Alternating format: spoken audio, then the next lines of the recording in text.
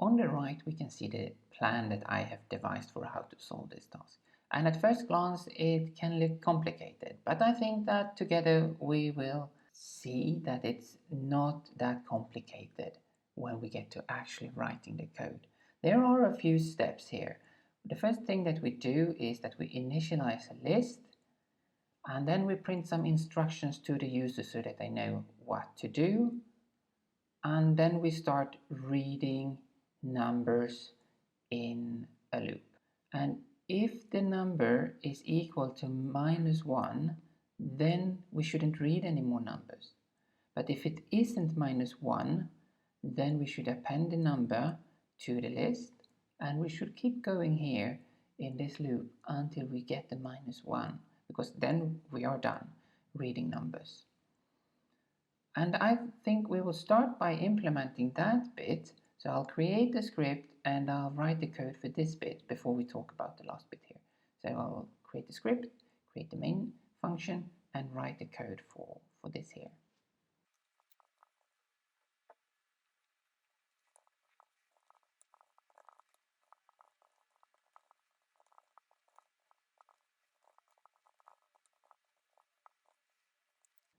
So if we take a look at the code here, we can see that we first initialize the list to be empty, then we declare a variable that we will use to keep track of if we should enter more numbers or not.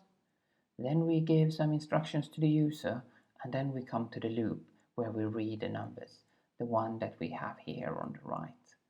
And we can see that what we do is that we read a new number, check if it is -1. If it is, we say that alright, then we shouldn't continue reading any more numbers.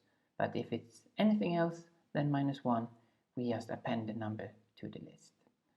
So let's take a look at what we shall do when we exit the loop. Here, the main thing that we're going to do is that we're going to print the smallest value, the largest value, and we are going to print the list in order and also the average value. But to be able to do this, we first have to calculate all these values.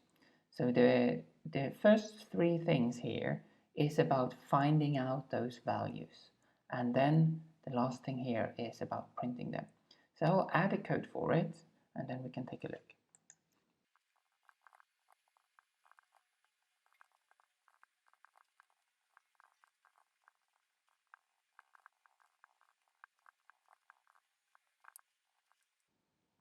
And if we now take a look at the code that I just wrote, we can see that the first thing I do is that I figure out how many elements we have in our list using the len function. This we need later on when we are going to calculate the average. After that, I sort the list. And I sort the list for a few reasons. One is that we are going to print it in order. So if I have it sorted, I can just print it. But also, if it is sorted, I know that whatever number that is in index 0 will be the smallest, and the one that is in the last index in the list will be the biggest number. So it's an easy way of finding these two numbers. And we can see here when I found the biggest number, I used the index -1. In Python, you can use minus indexes to start from the last element or from the end of the list. So -1 means the last element, -2 means the second to last element. So it's an easy way of accessing the elements in the end of the list. And then I calculate the average by summing all the numbers and dividing by the length, which is how many elements we have in the list. After that, we print all the things that we needed to print: the smallest number, the biggest number, the list in order, and the average. So what can we take with us from this task? I think it's worth pointing out again that if we have a good plan, it is easier to follow it when we're implementing the code. If we haven't made a plan, we're more likely to get stuck when we're implementing the code because we have no reference. We don't have our plan to look at. So it's always a good idea to create a plan before we actually start coding. Some other things to take with us is how to append elements to a list. We have done that before, but it's worth remembering how to do it.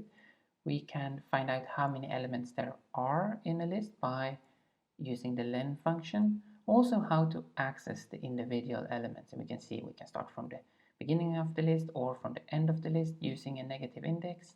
And I think those are the things to remember for the future from this task.